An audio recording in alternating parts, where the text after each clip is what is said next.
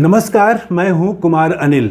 राष्ट्रीय जनता दल ने 2 दिनों की बैठक बुलाई थी। अभी अभी समाप्त हुई है बैठक थी कि चुनाव में जितना अच्छा परिणाम मिलना चाहिए था उतना अच्छा परिणाम क्यों नहीं मिला। राजद 23 सीटों पर चुनाव लड़ा था, 19 सीटों पर हार हो गई, सिर्फ 4 पर जीत हुई, जबकि राष्ट्रीय और प्रादेशिक राजनीतिक स्थिति बहुत अनुकूल थी। तो राजद ने एक चीज़ तो माना कि हमें अपेक्षाकृत परिणाम नहीं मिला, लेकिन ये जो कारण है, कारण खोजना सबसे महत्वपूर्ण बात होती है कि अगर अपने आप ने अपनी कमजोरी पहचान ली कि चुनाव में मेरी कमजोरी, हमारी कमजोरी, दल की कमजोरी क्या थी, तो आगे जीत की गारंटी होती है। लेकिन जो 2 दिनों तक मंथन हुआ राजद के भीतर, तेजस्वी यादव की उपस्थिति में जो मंथन हुआ, उससे जो निकल के बातें आ रही हैं, लगता तो नहीं है कि तेजस्वी यादव अपनी कमजोरियों से आंख मिलाना चाहते हैं, अपनी कमजोरियों पर उंगली रखना चाहते हैं। जो खबरें आई निकल के अखबारों में भी आई हैं और जो मैंने राजद के नेताओं से बात की उसके अनुसार, जैसे दैनिक भास्कर लिखता है कि राजद की मीटिंग में ये कमजोरी उभर के आई कि आपस में समन्वय नहीं था, बूथ लेवल पर बहुत कमजोरी थी। दैनिक जागरण की खबर है कि नेताओं को बाहर का कैंडिडेट दे दिया गया, इसलिए अच्छा परिणाम नहीं आया, संसाधनों की कमी थी, कोऑर्डिनेशन आपस में नहीं था, यही कुछ बातें आईं। तो इन बातों से तो लगता नहीं है कि वो असली कमजोरी पकड़ में आएगी, क्योंकि ये जो ऐसी कमजोरी है, नेताओं में कोऑर्डिनेशन नहीं रहा, बूथ लेवल पर कमजोरी, ये तो 100% कभी नहीं हो सकता है। यहाँ तक कि जहाँ आप चुनाव जीत गए हैं वहाँ भी अगर आप समीक्षा करेंगे तो अनेक ऐसे बूथ मिल जाएंगे जहाँ कमजोरी रही, नेताओं में समन्वय का अभाव रहा। ये तो हर जगह मिल जाएगा, जहाँ जीते हैं वहाँ भी ये कमजोरी मिल जाएगी। तो ये तो लगता है कि राजद ने बहुत एक लीपापोती करने की कोशिश की है।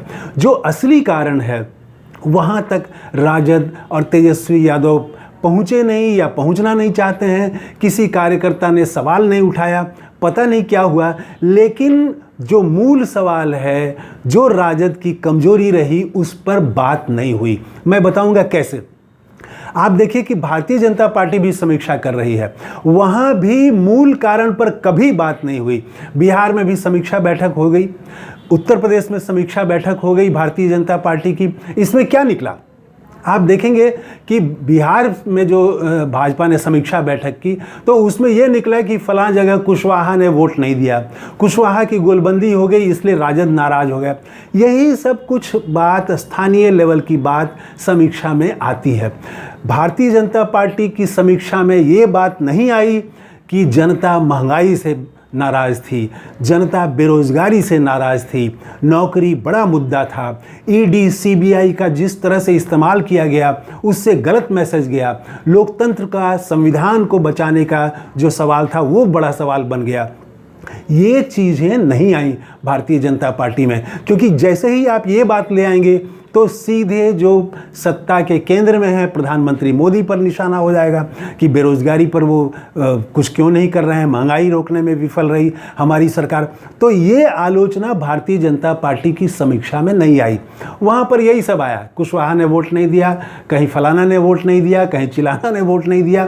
तो इसी तरह से राजद में भी जो समीक्षा बैठक हुई, इसमें ये सवाल किसी ने नहीं पूछा कि उत्तर प्रदेश में यही स्थिति थी, राजनीतिक स्थिति जो पूरे देश भर की थी, और उत्तर प्रदेश में भारतीय जनता पार्टी ज़्यादा मजबूत थी। वहाँ राम मंदिर बना था, वहाँ उनका योगी जैसे दमदार नेता हैं, उनके बुलडोज़र वाला उनका मॉडल है। तो ये सब होने के बावजूद वहाँ भारतीय जनता पार्टी बहुत बुरी तरह से पिछड़ गई और समाजवादी पार्टी देश की तीसरी सबसे बड़ी पार्टी बन गई। कैसे? तो सारे लोगों ने माना है कि राष्ट्रीय परिस्थिति जो थी वो तो बेहतर थी ही, विपक्ष के अनुकूल थी, लेकिन अखिलेश यादव ने जो टिकटों का बंटवारा किया, पीडीए जो उनका नारा था, पिछड़ा दलित अल्पसंख्यक, तो वो जो पिछड़ों में उन पिछड़ों को उन्होंने टिकट दिया जो कि आमतौर से भारतीय जनता पार्टी का आधार थे, भारतीय जनता पार्टी को वोट देते रहे थे, और यही उत्तर प्रदेश में गेम चेंजर साबित हुआ। यहाँ बिहार में तेजस्वी यादव चुनाव के पहले नारा दे रहे थे A to Z की पार्टी का, लेकिन जो टिकटों का बंटवारा हुआ उसमें आप देखेंगे A to Z नहीं झलकता है। उसमें यादवों को सबसे ज़्यादा टिकट दिया गया, 9 यादव को टिकट दिया गया बिहार में। उत्तर प्रदेश में 62 सीटों पर समाजवादी पार्टी चुनाव लड़ी, लेकिन वहाँ सिर्फ 5 यादव कैंडिडेट अखिलेश यादव ने दिए। यहाँ पर 23 सीटों पर ही चुनाव लड़ रहा था राजद, और उसमें से 9 दिया गया। 37% के आसपास होता है यादव प्रत्याशी दिए गए। तो अति पिछड़ों को जितना जगह देना चाहिए था, कुशवाहा को देना चाहिए था, कहीं और कुर्मी को देना चाहिए था, तो जो भी पिछड़ों का ऐसा वोट जो भारतीय जनता पार्टी का है, मल्लाहों को और ज़्यादा खड़ा करना चाहिए था, अति पिछड़ों को देना चाहिए था। तो उन तबकों को टिकट नहीं दिया गया। जहाँ जहाँ भी ये प्रयोग किया गया, जैसे औरंगाबाद में आप देखिए कि वहाँ खेल बदल गया। अब तक वो भाजपा का गढ़ रहा था, जदयू का गढ़ रहा था, लेकिन उस गढ़ को अभय कुशवाहा ने, राजद के कुशवाहा कैंडिडेट ने तोड़ दिया।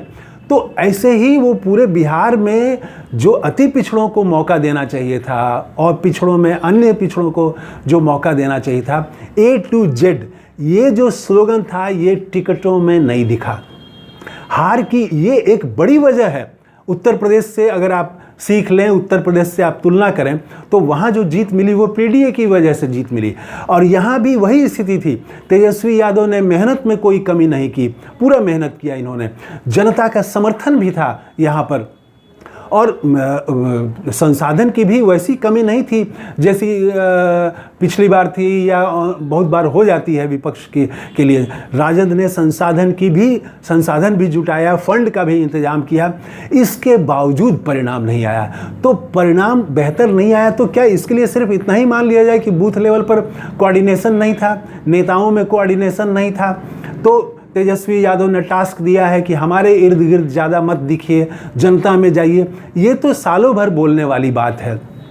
तो दरअसल में यहाँ अगर एक्सेप्ट करता, जैसे कांग्रेस ने अपने रायपुर अधिवेशन में कुछ प्रस्ताव पारित किए कि हम अपने संगठन में 50% पिछड़ों, अति पिछड़ों, अल्पसंख्यकों को जगह देंगे, हर पदाधिकारियों में भी उसी तरह से हम जगह देंगे, तो एक वो उसके बाद उसने मुद्दा भी उठाया, जाति गणना का सवाल उठाया कांग्रेस ने।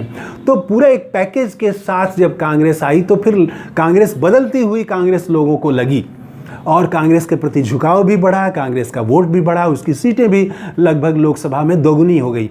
तो यहाँ अगर सही समीक्षा करते, क्योंकि आप 2 दिनों तक समीक्षा चली और उसके बाद जो नतीजा निकला वो नतीजा क्या है? विधायक जाएं, क्षेत्र में जाएं, जनता के बीच जाएं, पता करें कि हार की वजह क्या है, तेजस्वी यादव के इर्द गिर्द ज़्यादा लोग न रहें।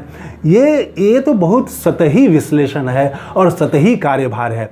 यहाँ से कार्यभार ये लेना चाहिए था, अगर आप A to Z की पॉलिटिक्स सचमुच में करना चाहते हैं तो यहाँ से घोषणा करनी चाहिए थी कि हम A to Z की पॉलिटिक्स करेंगे, हर लेवल पर अति पिछड़ों को ज़्यादा मौका दिया जाएगा, पिछड़ों में को और ज़्यादा मौका दिया जाएगा। तो ये एक संदेश यहाँ से जाना चाहिए था। हालांकि व्यवहार में एक कोशिश की है, बिना खुल के स्वीकार किए हुए अपनी कमजोरी को, अभय कुशवाहा को बनाना, लोकसभा में अपना नेता बनाना, वो बताता है कि कहीं ना कहीं समझ में आ रही है बात राजद को कि हमको गैर यादव पिछड़े और अति पिछड़ों को जीतना पड़ेगा। इसके बिना भारतीय जनता पार्टी को, जदयू को रोकना असंभव है। तो ये स्वीकार नहीं किया, थ्योरेटिकली सैद्धांतिक रूप से स्वीकार नहीं किया, लेकिन अभय कुशवाहा को बना दिया गया। अच्छी बात है, ये बनाना बहुत सही कदम है और इसका अच्छा संदेश जाएगा। लेकिन अगर स्वीकार करते और उसके बाद कार्यभार देते पूरी पार्टी को कि हमको अति पिछड़ों को जोड़ना है, अति पिछड़ों में विशेष करके दौरा करना है, उनके बीच विशेष करके जाना है, उनकी मांगें हमको उठानी है, तो यहाँ से और राजद अपना कार्यभार बदल सकता था, अपनी दिशा को और सही कर सकता था, पॉइंटेड फोकस कर सकता था। लेकिन ये तो लीपा पोती वाली बात जैसी लग रही है कि बूथ लेवल पर और कोऑर्डिनेशन बेहतर करना है, नेता लोग तेजस्वी यादव के इर्द गिर्द ज़्यादा न रहें, तो अब क्षेत्र में जाएं। तो ऐसी ही बातें इस समीक्षा बैठक का नतीजा निकली हैं। तो लगता तो यही है कि समीक्षा बैठक में सच का सामना अभी तक नहीं किया गया है। अच्छा होगा जितनी जल्दी सच का सामना करें कि A to Z का जो नारा था और जो विक्षोभ दिख रहा है अति पिछड़ों में दिख रहा है, कुशवाहा में दिख रहा है। और भारतीय जनता पार्टी का हाल देखिए कि चुनाव से पहले तो वो बोल ही रहे थे, टिकट नहीं दिया प्रत्याशियों को, कुशवाहा प्रत्याशी ने दिया, और चुनाव के हार के बाद में, चुनाव जीतने के बाद, चुनाव परिणाम आने के बाद जहां हारे उसके लिए वो दोषी ठहराए रहे कुशवाहा को कि कुशवाहा ने हमको वोट नहीं दिया इसलिए हम कुशवाहा का काम नहीं करेंगे। तो वो तो और कुशवाहा को अपने से दूर करते जा रहे हैं। तो इस मौके का फ़ायदा उठाने के लिए ये अच्छा होता है कि राजद स्वीकार करता कि हम आगे ये काम करने जा रहे हैं, अति पिछड़ों को हम बिहार में जोड़ने जा रहे हैं, गैर यादव पिछड़ों को हम जोड़ने का कार्यभार ले रहे हैं, उसके लिए टास्क बनाया जाता, उसके लिए अभियान बनाया जाता तो शायद और ज़्यादा बेहतर होगा। खैर, राजद ने अपनी समीक्षा कर ली है और 15 अगस्त से तेजस्वी यादव बिहार की यात्रा शुरू करने जा रहे हैं। अभी किस तरह से वो यात्रा शुरू करेंगे, पैदल यात्रा शुरू करेंगे या गाड़ी से शुरू करेंगे, और ज़िलों में कैसे ज़िलों का मैप जो है वो अभी ये सब आना बाकी है। लेकिन 15 अगस्त से उन्होंने घोषणा कर दी है कि वो बिहार में यात्रा करने जा रहे हैं। ये अच्छी बात है कि वो बिहार में यात्रा करने जा रहे हैं। यात्राओं का हमेशा फ़ायदा होता है। तेजस्वी यादव यात्रा करेंगे, इसका भी फ़ायदा 2025 के लोकसभा चुनाव में राजद को होगा। तो इस वीडियो में इतना ही। आपने इस चैनल को सब्सक्राइब नहीं किया है तो सब्सक्राइब कर लें, दोस्तों के साथ शेयर करें, लाइक करें। थैंक यू, धन्यवाद, जय हिंद।